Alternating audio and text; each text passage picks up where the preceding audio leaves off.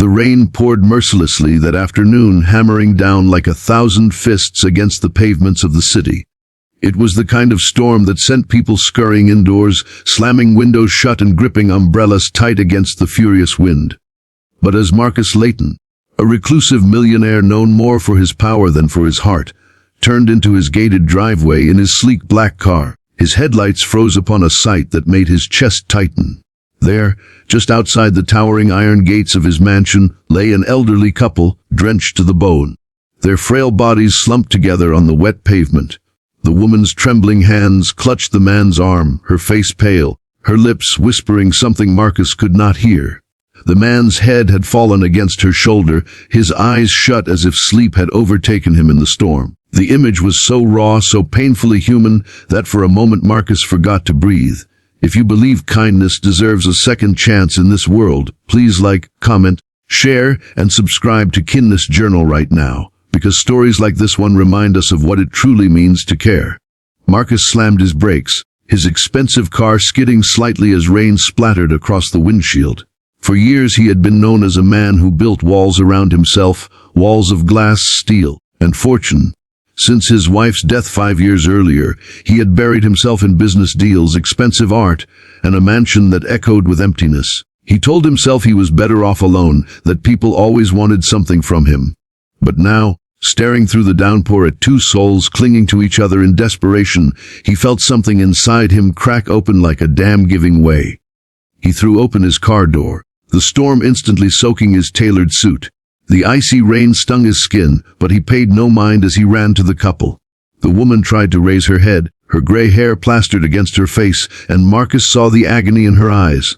"Please help him," she murmured, her voice faint and broken, as her husband's chest rose and fell shallowly. Marcus knelt beside them, his knees hitting the flooded pavement. These were not strangers to pass by. These were human beings on the edge of collapse. Without hesitation, he lifted the frail man into his arms, feeling the alarming lightness of his frame. He guided the woman with his other arm, half carrying her as he rushed them inside his mansion. The grand marble foyer had never looked so alive as the three of them stumbled inside, dripping water onto the polished floors. Marcus shouted for his staff, his voice trembling in a way it hadn't in years. Blankets were fetched, a fire was lit, and a call for the doctor was made at once. As the couple was gently laid onto the sofa, Marcus stood back, watching their bodies shiver and their eyes flutter with exhaustion. In that moment, the wealth around him, the chandeliers, the golden-framed paintings, the endless square footage, felt meaningless. What mattered was that two strangers had found their way to his gates, as if destiny had sent them there for a reason. Hours later, after the doctor had come and gone, Marcus sat in the living room across from the couple, now resting under layers of warm blankets. Their names were Harold and Mabel. They were in their 70s, once proud owners of a small bookstore that had been forced to close when rising rents devoured their savings. With nowhere else to go, they had drifted from one shelter to another until the shelters themselves overflowed. "We didn't want to trouble anyone," Mabel said softly, her thin hands shaking as she sipped the hot tea Marcus offered. "We thought we'd rest outside for a while, but—" Harold's heart. She looked down at her husband, whose breathing had steadied but whose face remained drawn with weakness. Tears filled Marcus's eyes before he could stop them. He had spent years shutting out the world, yet here was a couple who had nothing, no home, no money, no security, and still held each other with a love that had survived storms greater than this one. Marcus thought of his late wife Evelyn and the promises they once whispered about growing old together. His fortune had outlived her, but what good was fortune when love had slipped through his fingers? Looking at Harold and Mabel, Marcus saw something he had lost: the resilience of love, the courage to hold on when everything else crumbled. The next morning, sunlight streamed into the mansion, glistening against raindrops still clinging to the windows. Marcus awoke with a resolve he had not felt in years. He instructed his staff to prepare the guest wing for Harold and Mabel, to make it their home for as long as they needed.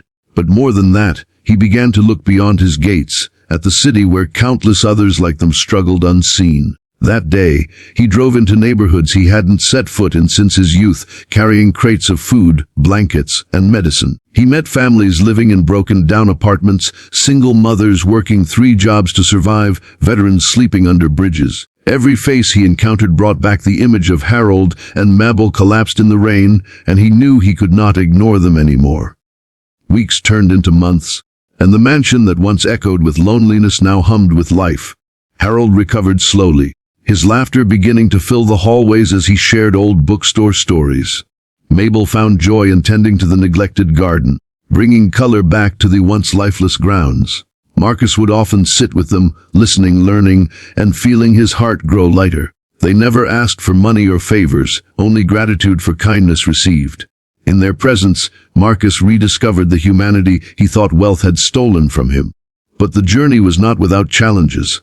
Some of his business partners sneered at his sudden obsession with philanthropy. Charity doesn't pay dividends. One of them scoffed during a meeting. Marcus looked around the gleaming boardroom table, his eyes sharper than ever. "Neither does greed," he replied, his voice calm but unshakable. He began redirecting profits into housing projects, healthcare clinics, and education programs, determined to use his wealth to rebuild lives instead of merely expanding empires. The world began to notice. Newspapers printed stories about the once cold millionaire who had opened his gates to strangers. Some called it a publicity stunt, but those who saw Marcus serving food with his own hands or kneeling to tie a child's shoes in the rain knew the truth. One afternoon, as golden light spilled across the garden, Marcus found Harold sitting on a bench beneath the blossoming roses. "You saved our lives," Harold said, his voice raspy but strong. "But more than that, you gave us dignity again. Do you know what that means to people like us?" Marcus looked away, his eyes glistening. "You gave me something too," he said quietly. "You gave me back my heart." The city would never forget the story of the reclusive millionaire whose life was transformed by 2 strangers at his gates. And Marcus himself would never forget the way the rain had fallen that day, washing away not just the dust from the streets, but the years of bitterness from his soul. What began as a shocking moment of pity became the beginning of a legacy of compassion, one that would ripple far beyond the mansion walls. If this story touched your heart, please like, share, and subscribe to Kindness Journal. Your support helps us spread more stories of hope, love, and second chances in a world that desperately needs them. And before you leave, we have a special request. Comment below with the words, "Kindness lives here," if you believe compassion can change the world. Because sometimes, all it takes is stopping in the rain, opening a door, and realizing that wealth is nothing compared to love.